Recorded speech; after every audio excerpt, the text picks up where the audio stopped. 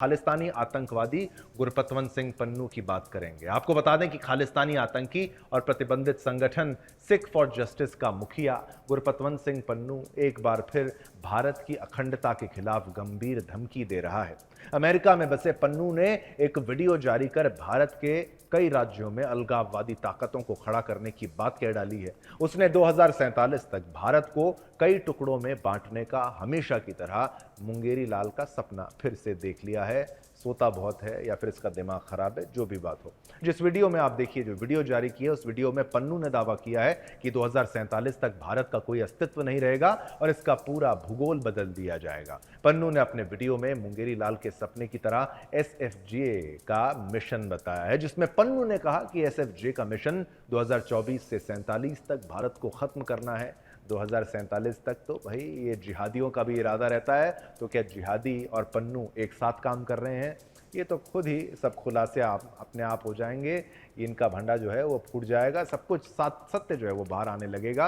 47 का ही टारगेट क्यों, ये बड़ा प्रश्न है। उसने ये भी कहा कि उसके संगठन द्वारा पंजाब के अलावा जम्मू कश्मीर, असम, मणिपुर और नागालैंड में भी स्वतंत्रता आंदोलनों को भड़काने की योजना बनाई जा रही है। ध्यान से सुनिएगा, जम्मू कश्मीर, मणिपुर यहां पर जोड़ दिया गया है, जहां पर अस्थिरता है। तो ये सब कुछ क्या डीप स्टेट करा रहा है? उसने ये भी कहा कि भारत के इन राज्यों में भी आंदोलन शुरू करके भारत संघ को खंडित करने की तैयारी करेंगे। वीडियो में पन्नू ने केवल भारत के अंदरूनी मामलों में हस्तक्षेप करने की धमकी ही नहीं दी, बल्कि उसने चीन के राष्ट्रपति शी जिनपिंग से भी समर्थन की अपील कर डाली है, जिसमें उसने चीनी सेना से कहा है कि अरुणाचल प्रदेश को चीन का क्षेत्र मानते हुए इसे वापस लेने का समय आ गया है। नींद से जागा, इसमें ऐसा सोचा और बोल डाला। पन्नू ने दावा किया कि चीन को भारत के खिलाफ अपने हितों की रक्षा के लिए कदम उठाना चाहिए। अपनी वीडियो में पन्नू ने साफ तौर पर कहा कि अरुणाचल प्रदेश चीन का हिस्सा है। प्रेसिडेंट जिनपिंग, यही समय है अपनी चाइनीज आर्मी को अरुणाचल प्रदेश वापस ले जाने का आदेश दो। खालिस्तानी आतंकी गुरपतवंत सिंह पन्नू ने अपने वीडियो में और क्या कुछ धमकियां दी हैं, आइए आपको सुनाते हैं।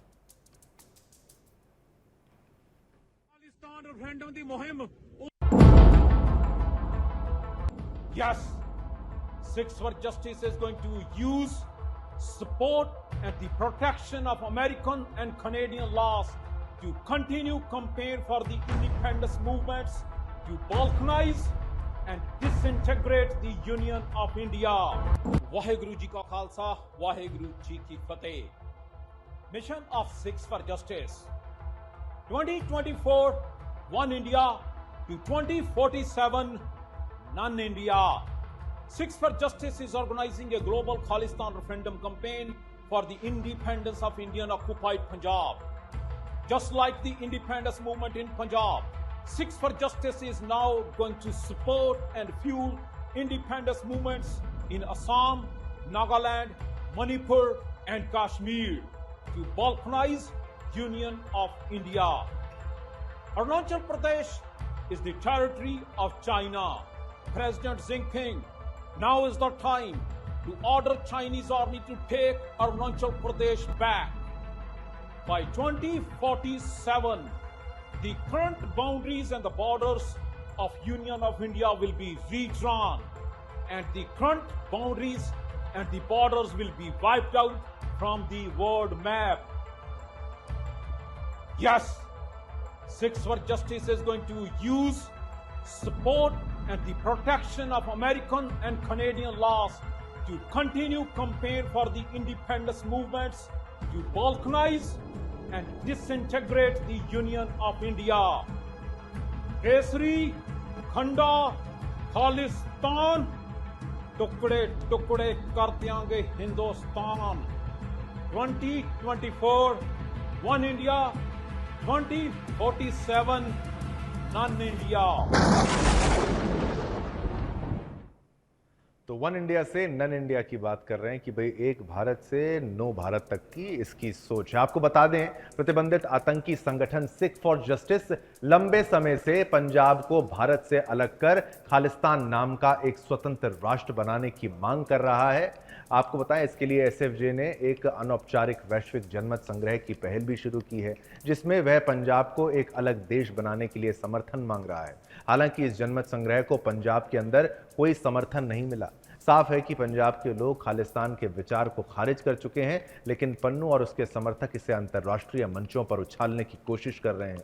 वहीं अब पंजाब में विफल होने के बाद पन्नू जम्मू कश्मीर, असम, मणिपुर, नागालैंड और अरुणाचल प्रदेश में इसी जनमत संग्रह की बात कर रहा है और चीन को भारत पर हमले के लिए उकसा रहा है। वास्तव में पन्नू का ये वीडियो कनाडा के उप विदेश मंत्री डेविड मॉरिसन के एक बयान के बाद सामने आया, जिसमें मॉरिसन ने हाल ही में एक सार्वजनिक सुनवाई के दौरान कहा था कि कनाडा भी नीति स्पष्ट है, भारत की क्षेत्रीय अखंडता का सम्मान किया जाना चाहिए। उन्होंने जोर देकर कहा कि भारत एक एकीकृत राष्ट्र है और इसकी संप्रभुता को कोई खतरा नहीं होना चाहिए। इस बयान से पन्नू भड़क उठा और भारत के खिलाफ जमकर आग उगलने लगा, जहर उगलने लगा। तो आखिर क्या कहा था कनाडा के उस विदेश मंत्री डेविड मॉरिसन ने, आइए आपको वो भी बताते हैं।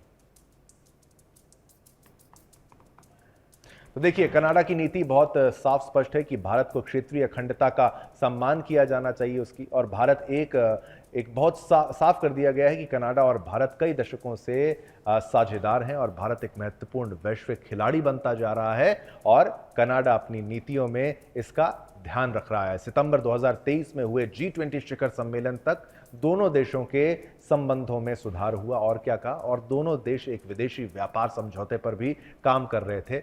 हालांकि कनाडाई नागरिक निज्जर की हत्या के बाद दोनों देशों के रिश्तों में कुछ बदलाव हुआ। वो विवाद 41 राजनयिकों के निष्कासन के साथ खत्म हुआ और दोनों देशों के बीच संबंध फिलहाल जटिल स्थिति में है, लेकिन दोनों देशों के बीच संवाद के रास्ते खुल रहे हैं। चलिए, ये आपको खबर बताई हमने खालिस्तानी आतंकी पन्नू के बारे में। अब इसी खबर पर पोल के माध्यम से हमने आपसे जो आपसे प्रश्न पूछा था वो आपको बता दें कि भारत कनाडा की करीबी से बौखलाया है क्या पन्नू?